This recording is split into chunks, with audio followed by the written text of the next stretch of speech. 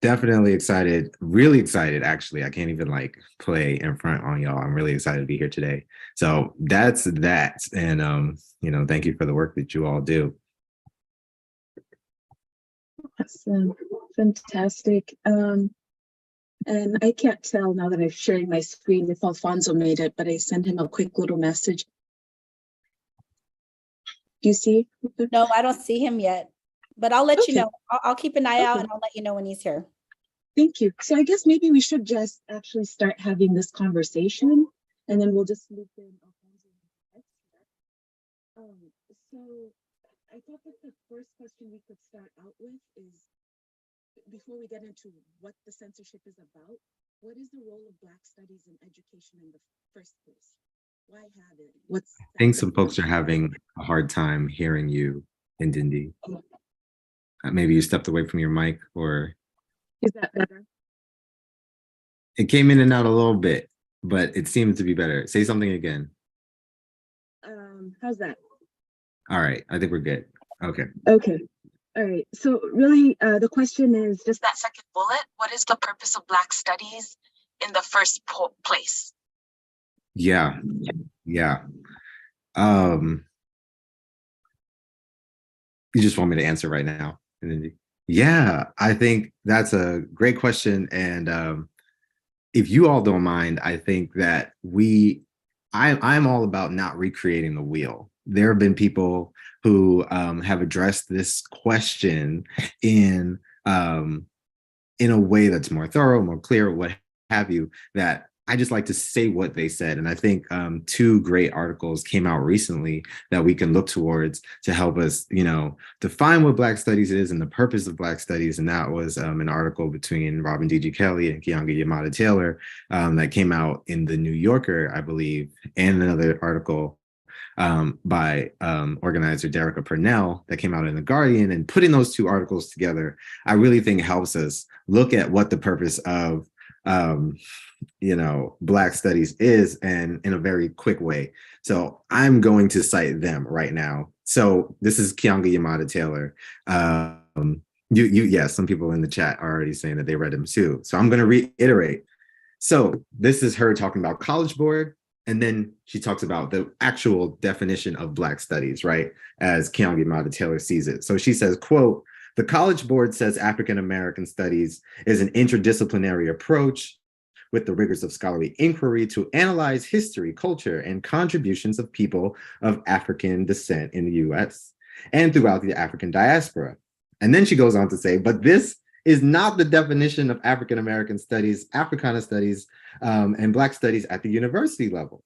She says, the way that we teach it, in the way that I came up, is really about examining Black lives, the structures that produce premature death, that make us vulnerable, the ideologies that both invent Blackness and render Black people less human, and perhaps most important, the struggle to secure a different future. And I just got to keep reading because it's just important what she said. Some people just say it best. She says, it's not about making Black people feel better.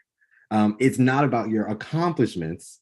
I'm sure that comes in, but as a scholarly endeavor, it is to understand how Black people came into being in the modern world, how that practice through kidnapping, enslavement, the extraction of labor, the extraction of ideas was foundational to the modern world. And then finally, she says, the biggest point is the resistance. It's about learning about the resistance. Yeah, I'll definitely share the links if anyone else is on it before I get to it. I'm bad at multitasking, but the titles of the articles are The Meaning of African American Studies and America Has a History of Banning Black Studies. So the one is in the New Yorker, the other one is in the Guardian. So yeah, that's how I would answer the first question in Indy.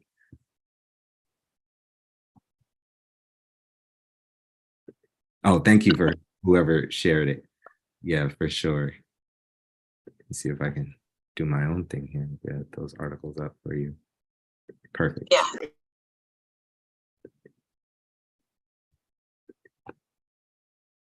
You're muted still, Tindy. Thank you. It's a group effort here today. I think part of the issues that we're having is a lot of us lost power over these reigns, which is also Right. part of just even the poor infrastructure and the fact that we don't put resources wherever we should put them. But anyway, let's move forward. Okay, I think the second kind of question is, let's get into the controversy and the censorship around Black study in general that you just alluded to, right? At any time Black folks have a self-determined kind of program for themselves, it seems to be challenged. And then more specifically, what do you make of this AP African American business?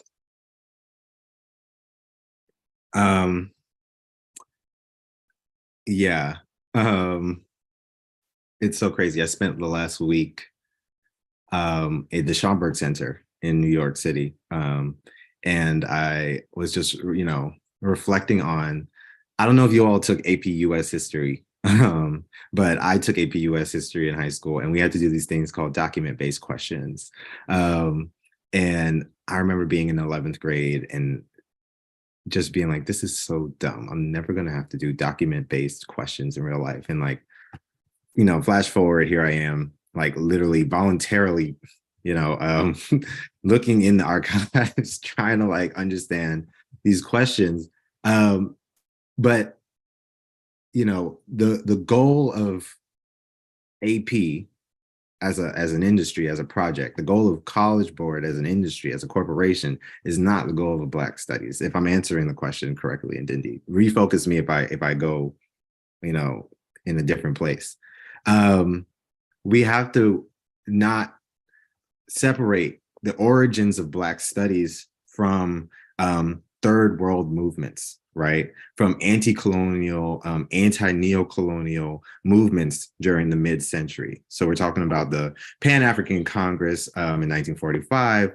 We're talking about the Bandung Congress in 1955, and future tricontinental meetings that met up in the 1960s, and just the global overturning that was 1968 by the third world, right? This is the context in which Black students who are demanding Black studies are organizing in. They are positioning themselves as third world people who are fighting against the epistemological, or the ways of the epistemological arm of imperialism, which is the university.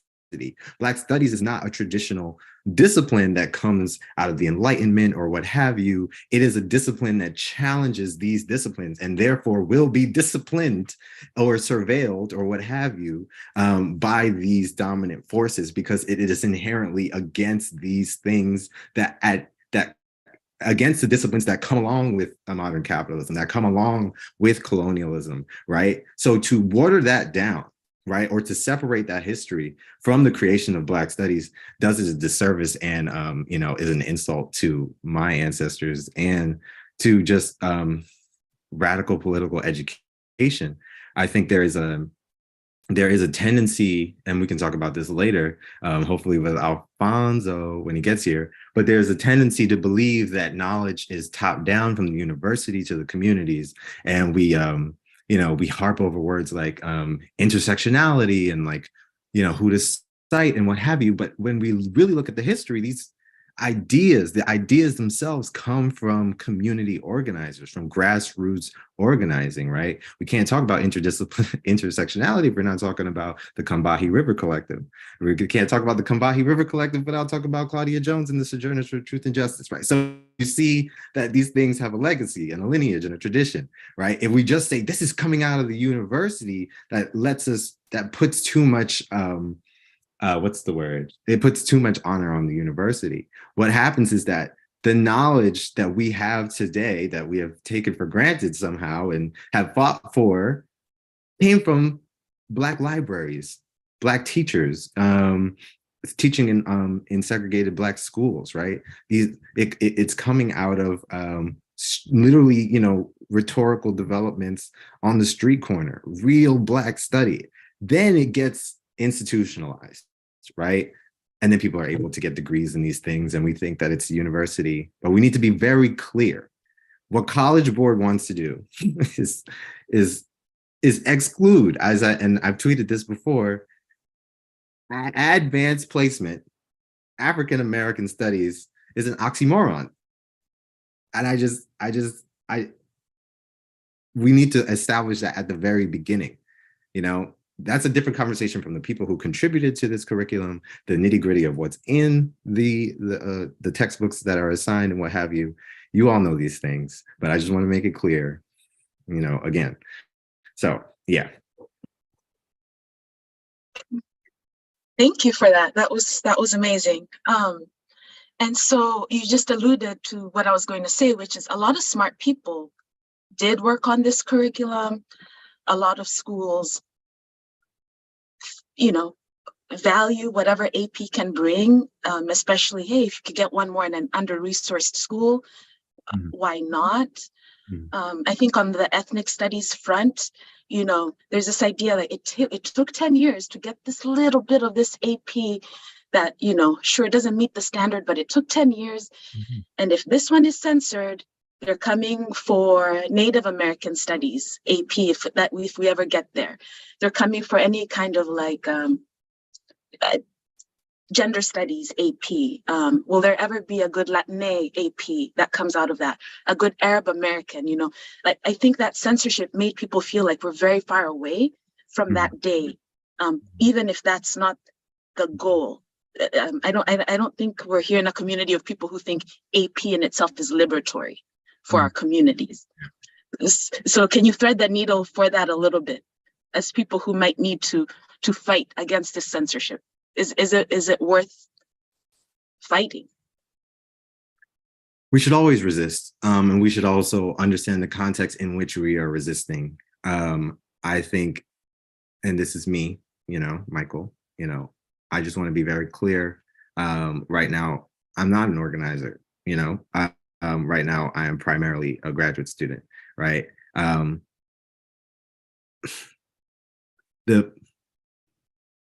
The people, okay, Ron DeSantis, okay, current governor of Florida, potential president. I think he's going to win. You know why? Because Biden and the Democratic Party has just, you know, discarded all of our hopes and dreams, right? So there's that. So our potential next, you're not our, but the potential next Mr. President is able to create this storm about wokeness, right? And make it so damn near anything that is slightly critical of these here United States of America is subject to surveillance, right? We have a tradition. This is in alignment with what the state is supposed to do, right? When it sees things that go against it. I know that people like Robin Kelly, Keeanga-Yamahtta Taylor, Joshua Myers contributed to this curriculum. I know that the draft was leaked, and you all can correct me if I'm getting the nitty gritty of the policy breakdown. I know that Ron DeSantis and crew proceeded to critique it to a point of watering the College Board down, and they thus disciplined the curriculum to a point where they take out anything that's really relevant to the past 30 years of neoliberalism. They take out, you know, Angela Davis, I believe, Kimberly Crenshaw's work, Bell Hooks's work, Robin Kelly's work, because it really gets to the root of how we analyze what's going on today, right?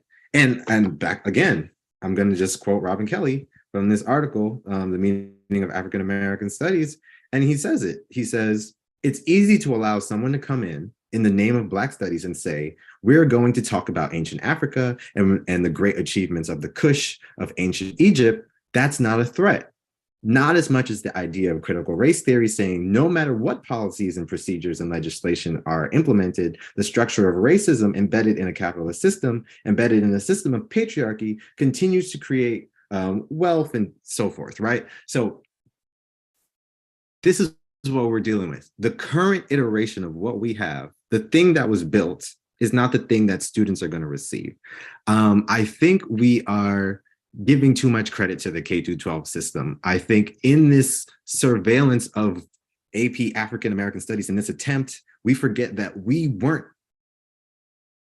in a good place before this in terms of Native American studies, in terms of understanding the relationship to Central America and the US, in sense of, Black history. Like, Black History Month is almost over. I don't even think people, what are schools doing beyond the George Washington Carver's, the Harriet Tubman, and the Rosa Parks little postcards, Do we really have an understanding of the civil rights movement? Do we understand the Harlem Renaissance, negritude, the Black Arts movement? Do we understand these things? I don't think so. I don't think we're there. And I think people thought we're there, and that Ron DeSantis is coming down and ruining what's already here. It's like, no, we have a long fight to get to. And we could talk about it, later, but there's other ways. There's other ways to do this, and we've been doing this in other formats beyond the K through 12 system. I think that we have a term called what's the word? McCarthyist. I'm losing the term right now, but we have a McCarthyist approach to scholarship, right? When I'm thinking about McCarthyism, I'm talking about the Cold War McCarthy era, where we, essentially surveilled all of anybody who could potentially be communist, right? The word is going to come to me in intellectual McCarthyism. There it is, right?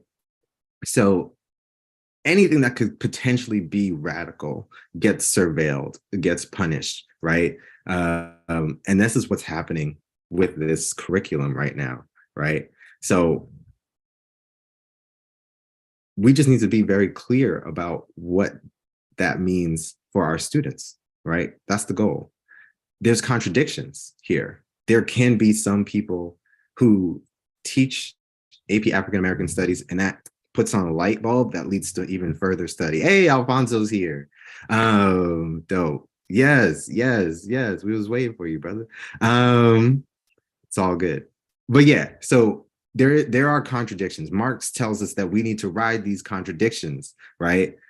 We need to be able to see that there can be some good. It's not all binary and what have you. So I can't predict the future. I think we can both walk and chew gum at the same time. We can critique College Board, and we can also say that we need these things in our school, but we can also say that College Board is not the conduit that's going to bring this, to achievement. But anyway, I want to hear from Alfonso too. So, yeah. Thank you. Good to see you, Alfonso. You made it. Sorry, I'm late. Oh my God. I forgot I used another email for Zoom, and I just couldn't figure it out until I thought about it. I used my district email, my work email, and then I forgot the password and I had to go back change. I was like, what are you asking me to do? I don't understand. I don't have time for this right now. All these questions and checking boxes right now. Just hurry up, let me in. Right. No, don't worry about it. And, it's part of our OPSEC, to kind of monitor who comes in here for all the reasons, actually, this very conversation. So actually, Alfonso, could we get you to maybe address a couple of questions? First, maybe introduce yourself and what you do. And then second of all, just tell us generally, what do you think the purpose of Black Studies is and are? Okay, so I'm Alfonso Thompson. I'm in the Bay Area. Hello, everybody. I teach ethnic studies. I've been teaching ethnic studies at the high school level since about 2011, I think. And so I was a part of the original Liberated, the model curriculum, ethnic studies that put together the curriculum in the beginning. And I'm part of Liberated Ethnic Studies and different other organizations. So I'm happy to be here. And the question was, what is the need for Black Studies? Yeah. Okay. Yes. It's very important. It's very important. I'm sure you guys probably already mentioned it, but it's our culture in America, just the history of anti-Blackness is just rampant, and it's a part of what I guess what makes America. America was built on anti-Blackness, even though America wouldn't exist without African Americans and other groups too, but definitely wouldn't exist. It's just so important to know your history, because we get blinded by so much negativity, and people live up to expectations. And if you see expectations, if you see negative expectations of yourself, especially for our youth, that's what you're going to believe. But if you know the truth and you know the history of African Americans in this country, you know that we built the country for free labor. America became the richest country in the world because of our labor, and our contributions are unseen, and we're not giving credit for what we have done, especially, just it's so many different things that we've done, but especially like democracy moved forward because of African Americans pushing forward. And so just, and there's a lot to Black studies. It's a lot to it. It's many different multiple disciplines inside of it. And it's so big, it's so broad. It needs to be taught and explored, and it's inspiring. African Americans are inspiring. We're trailblazers. We defy odds. It's a beautiful story. Anybody who's trying to block African American studies, like Governor DeSantis in Florida, he's an engine of white supremacy. Only white supremacists will want to block the truth.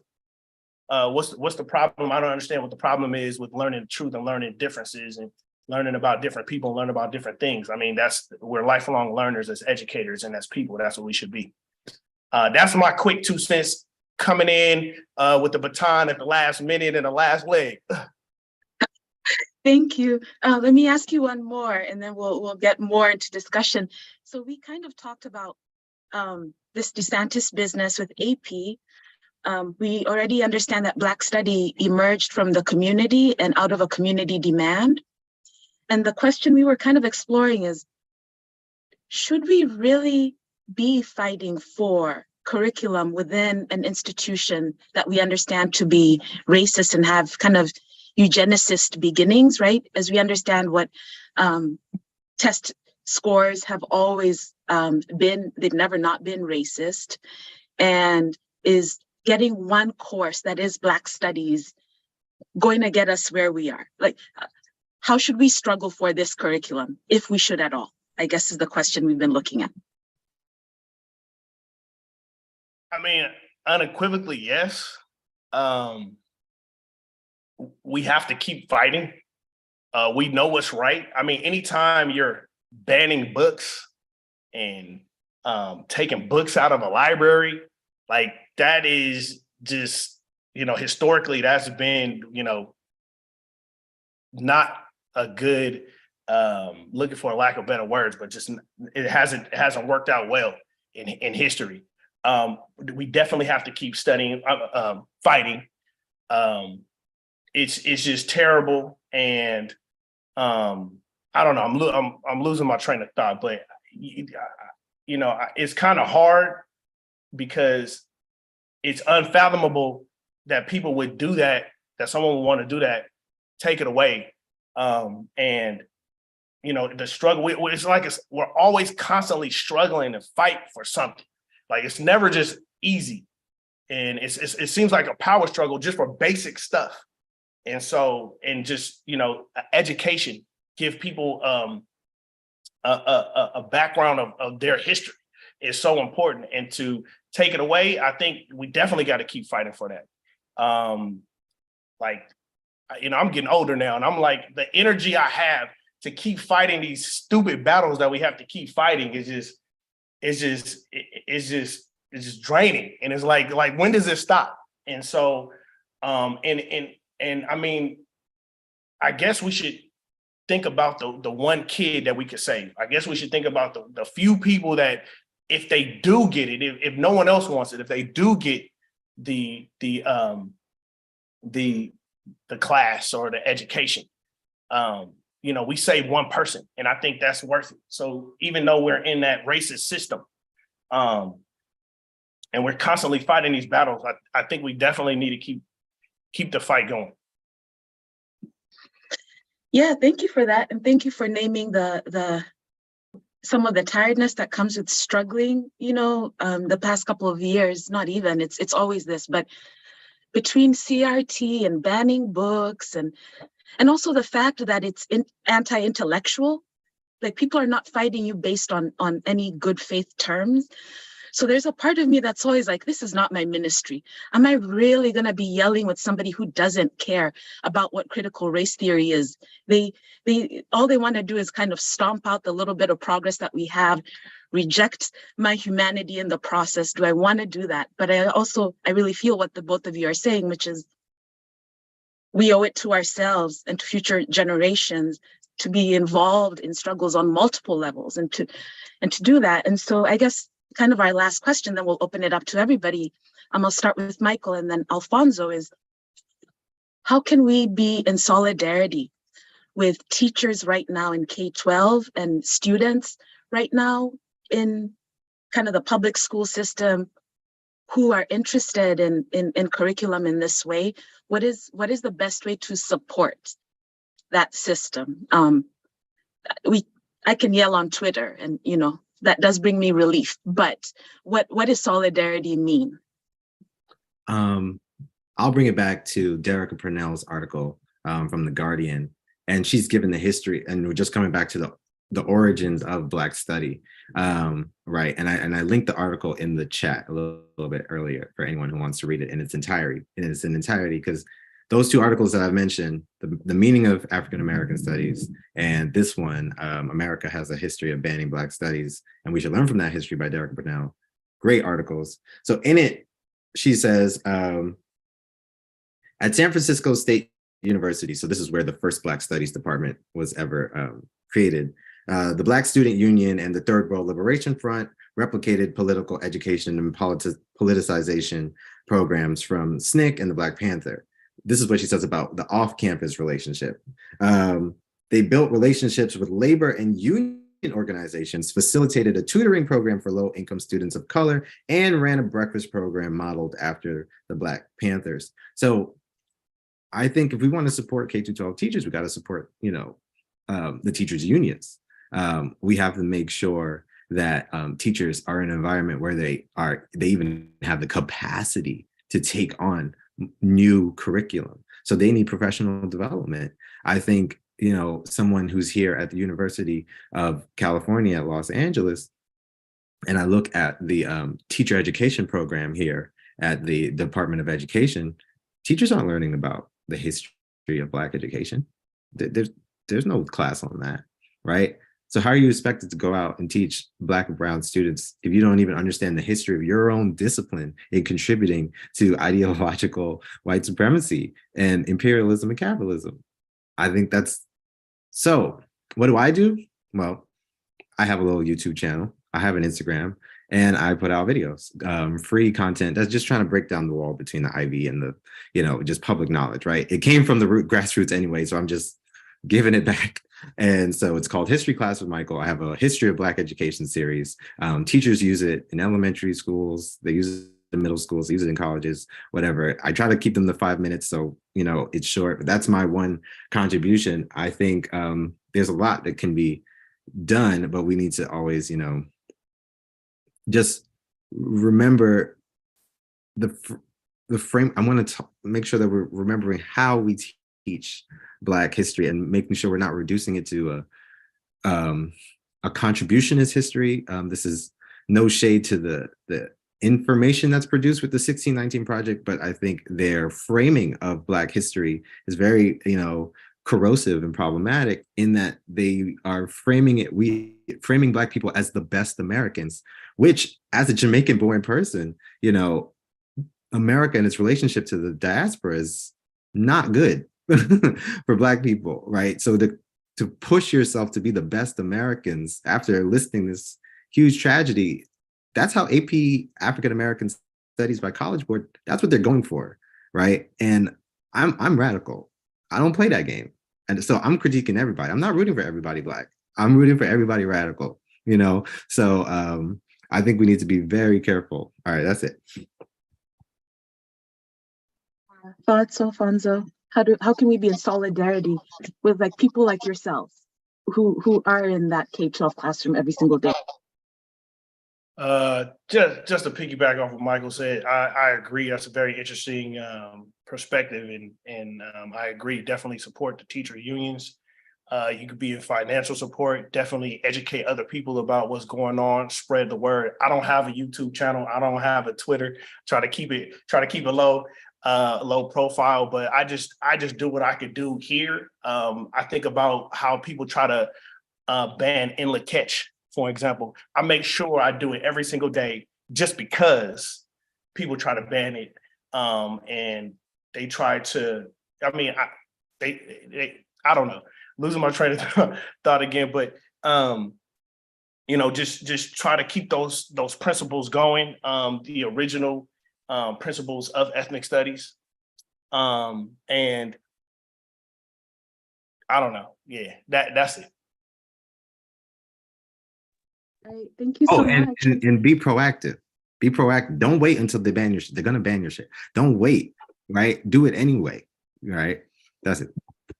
Thank you. Yes, this is absolutely true. And those of us in Liberated Ethnic Studies with our kind of the lawsuit and everything coming up is be prepared to face great resistance for merely suggesting that you should be alive and have your own ideas and all of that. So yeah, so we'll take questions from folks. And I guess the last kind of comment I had is I think what both Michael and Alfonso are saying is really important.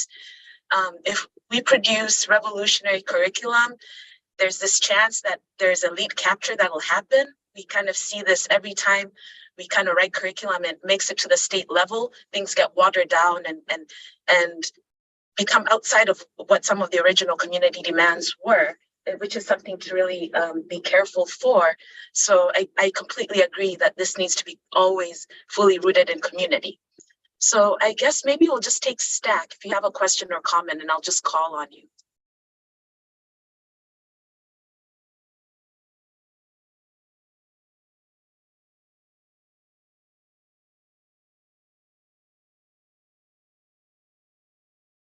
Well, I guess I'll ask a question since I don't see everybody biting. I guess my question is, as Liberated, one of the things that we're considering is, because part of our work is well, all of our work is decolonial and liberatory ethnic studies, right? So it's always teaching from an anti-racist, decolonial, anti-capitalist lens, which we know is not going to necessarily get us in the system, but it is something that is ethnic studies. And so one of the things that we're considering at the present time is working with faculty and teachers in Black studies to actually develop a syllabus for the AP history course that was not censored, and to really build a curriculum around that, knowing that the likelihood of adding another area where yet we may be getting pushback and trauma. So I'm wondering if you could talk about what are some of the, other than the ones that you mentioned, Robin Kelly, you know, the Combati Collective, Audre Lorde, those who have been left out. As someone who actually worked on the curriculum, and Alfonso as someone who leads our Black Studies work in Liberated, what would be some of the things that are critical to include?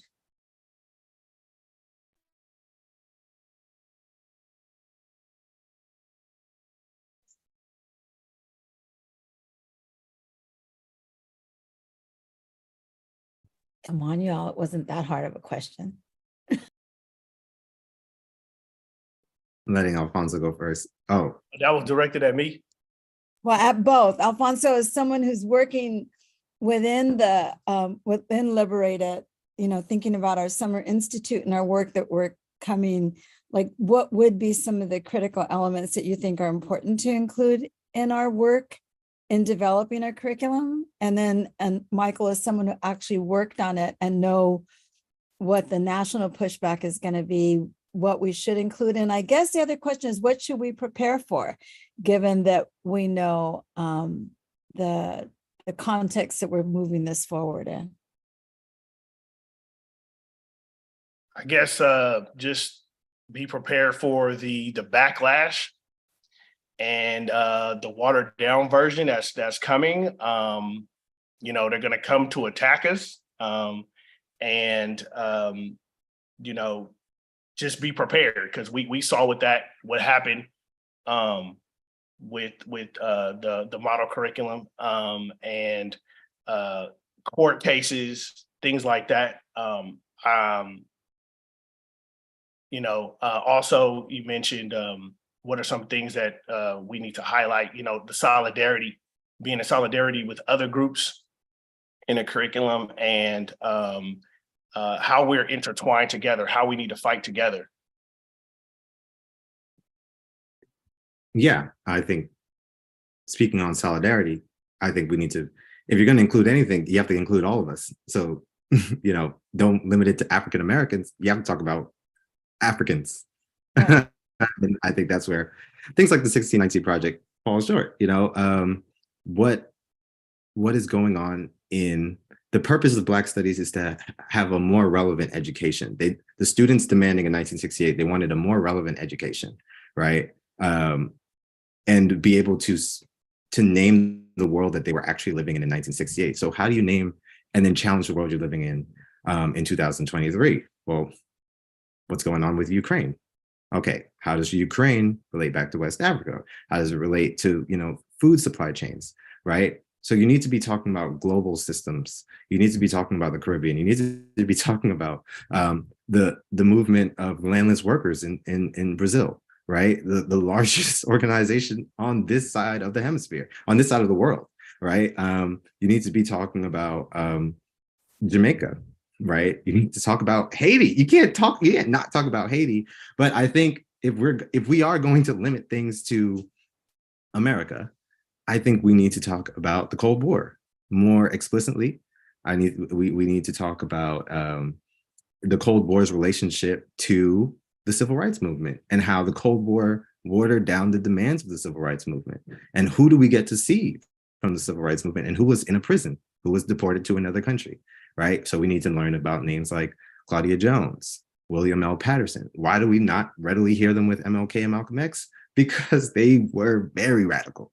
And there would be no Civil Rights Movement without, you know, the Communist Party in America, right? That the Cold War will not allow us to talk about, right? Now, is that going to get into the curriculum? No. Can you as a teacher decide in your lesson plan to bring it up? Yes, you can, right? Don't do it while your principal's in the room, and don't do it while the school board's in the room. But maybe throw an article, you know, their way or something like that. But yeah, I'm gonna put some names in the chat. Thank you. We love resources. So we're gonna go. Oh, and I was gonna add to what both Michael and Alfonso said, which I think is really important. On the LESMC side, we need to connect the conversation. You know, I see so many lessons on slavery, and they're good. But connecting slavery to our anti-colonialism and our anti-imperialism, kind of what has been talked about, and also that kind of solidarity. I know we have one Afro-Latina kind of piece in our Black Studies curriculum, but I think we need to make more of those connections to really have a more robust kind of Black studies. And also, I think hyper-local histories are really important. So like here in Los Angeles, like you cannot understand Black people without understanding what Bronzeville was. When they removed Black folks, actually, when they interned Japanese folks, and then Black folks kind of moved into what is Little Tokyo. And that was an interesting social experiment. You know, you got to talk about Venice. So I think also the hyperlocal, very context specific Black studies is going to be super important to us. All right, sorry, I'll get off my soapbox. So we'll do Gretel, Kelly, then Gabby, and then Adrian. So thank you very much for all of you for providing the information. I've been wanting to learn more about it ever since I saw that it was going to be banned in Florida. My question is more like how, in advocating, because I think when they come for one, they come for all of us in that sense, and we have to be there together and support it. But my battle with this is what the access of that information, right? We got ethnic studies, great. Right, we're battling to make sure that curriculum's straight. But one question that was brought up at the summit is AP, that information can be colonized in the capitalist system of the testing, right? Of students having to pay for the exam. It's ableist in the way that teachers will filter out our SPED students, our EL students, because they're not at reading level, writing level, or, you know, all our students. And so I think it's also important that as we fight for these AP courses, right, that we also liberate those other spaces and we educate teachers not to make it an ableist program or that segregates or push it out. Because what I could see is, hey, I can see a bunch of white students being able to have access to the class and having our Black students not even be in that class to be able to get that information. And so what are some ideas, or maybe I'm just kind of throwing it out there to consider this as we advocate to protect that curriculum, but to also liberate it too, because it does get co-opted by white teachers on every campus. It becomes a prestigious situation where it's just problematic in that sense. So I don't know, maybe I threw everything out there, but I would just want to know what your thoughts are about that.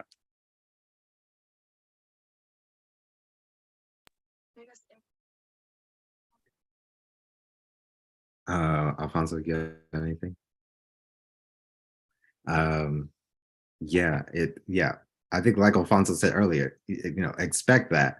And again, as I was saying earlier, the College Board taking on this, given their history of eugenics, it's just the funniest thing. You just have to laugh at it. It's laughable.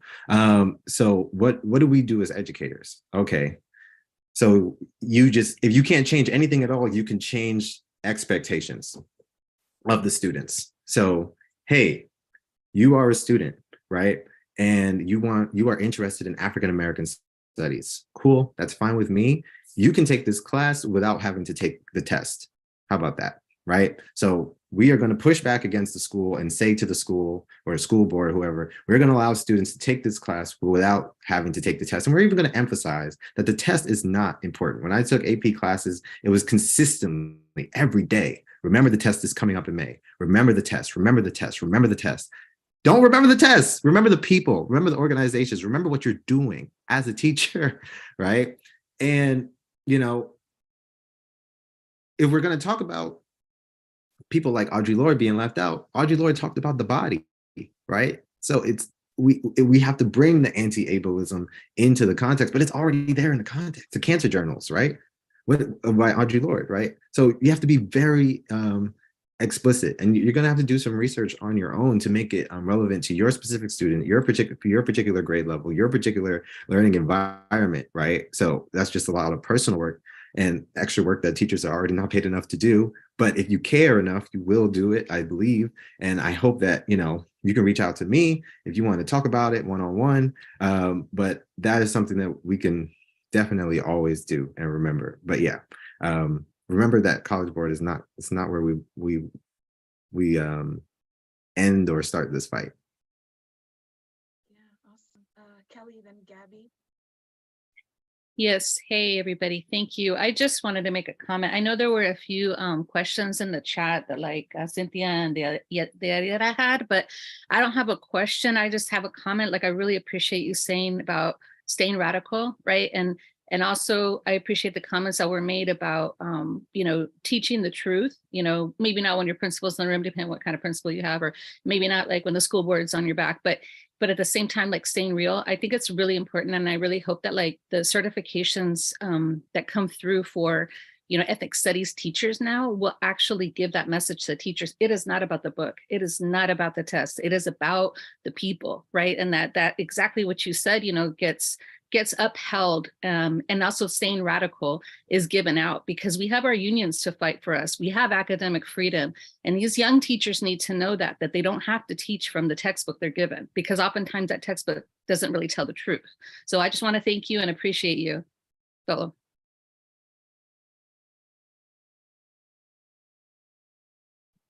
Yeah, Gabby, then Adrian, and then maybe we can take one more after that.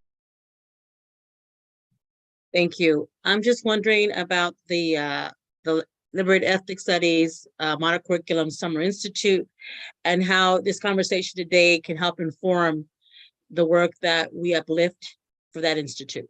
That's all I wanted to mention. Thank you. Maybe Teresa can answer that question.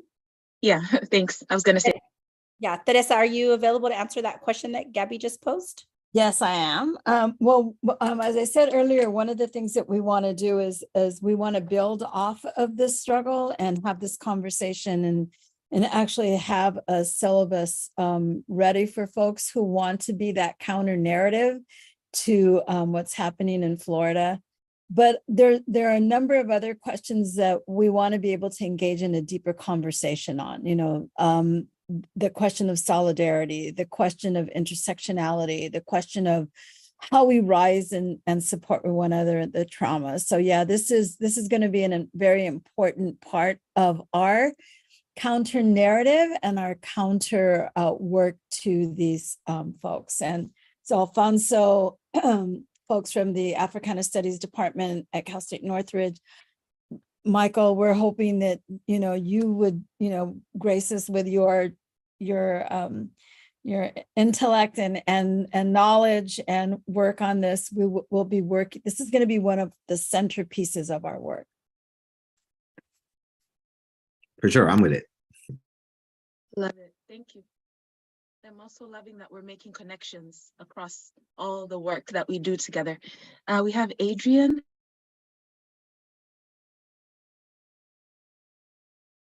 Can you hear me? I'm using like two machines here, so if I can be heard. Hola, Alfonso, ¿cómo estás? Nice to see you. I have a couple of comments and a question at the end of it. I'm old enough to have participated like in 3 hunger strikes, you know, for Chicano studies, to have our undocumented brethren and sisters attend university without having to pay out-of-state tuitions and all that. And none of this has ever happened without solidarity from, you know, our African-American brothers and sisters, from the Palestinian community, from the Native American community. Our struggle is pretty much like our Arab friend says, you know, the enemy of my enemy is my friend. And it continues to be that way. I think that it is very important for us to ask that question: who are our friends and who are our enemies? I think that when we look at history, I, as a Mexican, if I were to try to share with you my rich and ancient history, there's so many aspects and levels to it, and they're all beautiful and important. I'm not being sarcastic, but I think what's relevant to an actual struggle, to a current concrete struggle, are the questions of liberations, are the questions of tactics and liberation and tactics and strategies of liberation. So when we look at our history, I'd rather look at what happened in Haiti and the first rebellion of slaves that set the tone of the liberation struggles throughout Latin America. I rather look at Nelson Mandela and the armed struggle and how they dealt with the pacifists and the communists and all that, instead of just talking about the way we dress and the way we dance and our beautiful food and all that. And I think when we're talking as scholars, we really have to dissect, we have to purify, and we have to present the purity of that thought, the purity of that struggle. And I think when we look at the past, it's always to inform the present. The reason we look at the past is how can it help us to deal with what's right in front of us. And we have a rich history of struggle, not just of defeat, but of victories that can inform us as to how we can keep on struggling and opening spaces. I come from the Chicano movement, and one question that was very important to us, and I think has been forgotten, is the question of self-determination. Because we always understood that the university will never belong to us, but we must open spaces within it, and there will never be a time when we're not struggling against the administration, against the state, you know, which is not there to really educate, but to brainwash. We used to say, like, don't let school get in the way of your education. Like, I can say that everything that I learned and that I value as far as knowledge, I learned struggling against UCLA. I didn't learn it in the books. And I think we still have that situation. So I think that we have to be very careful as to what we're looking at, like what's the connection. I was arguing with a white friend as to why, he has any solidarity with the so-called founding fathers. And I go, if you were white, I don't think you will find anything common with the slave owners. The only reason you find any sympathy is because you're white. When I look at history and I look at the Romans, I'm interested in Spartacus. I'm not interested in Caesar. I'm interested in the people that were fighting oppression and were fighting to be free. Those are my natural allies across the centuries. And I think that's the way we kind of need to look at it with ourselves right now. So the questions for us is solidarity with whom? The colonizers always get the natives, always get the Aboriginal people, always get the indigenous people. Once they are kicked out physically, then they replace them with the sellouts to do their biddings.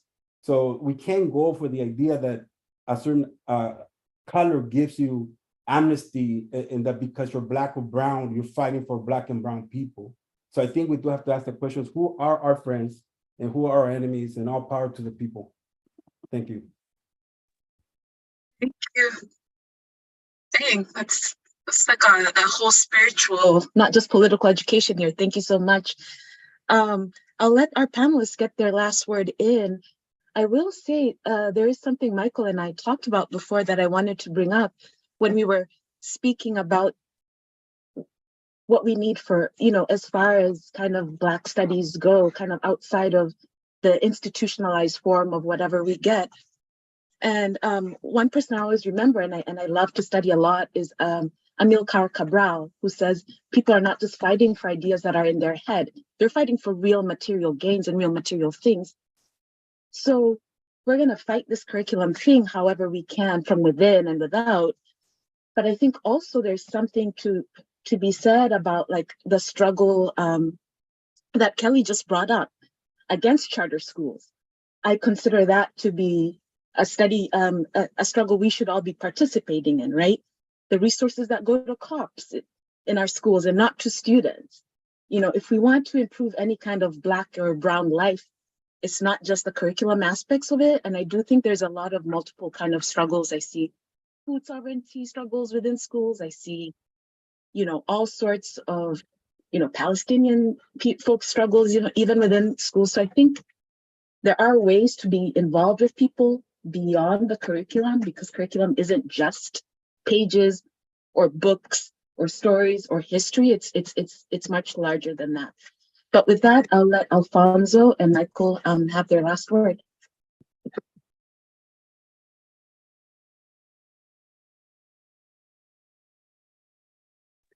Okay, sorry, I'm just laying my socials down in the chat here. Yeah, sorry, this is my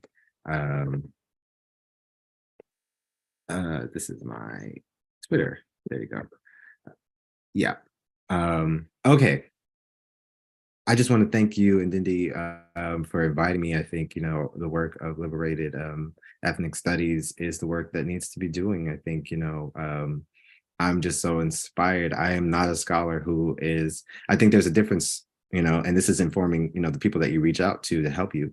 I think there's a difference between scholars and intellectuals. Scholars are invested in a certain type of degreeism, a certain type of prestige, invested in reproducing the university, and intellectuals are invested in asking the questions that, get to those material changes that Amilcar Cabral is talking about, right? And, rooting themselves in the community. So I try to be a public intellectual more than any type of, relationship with UCLA, especially a school that does not pay their TAs, and we had to go on strike for so long.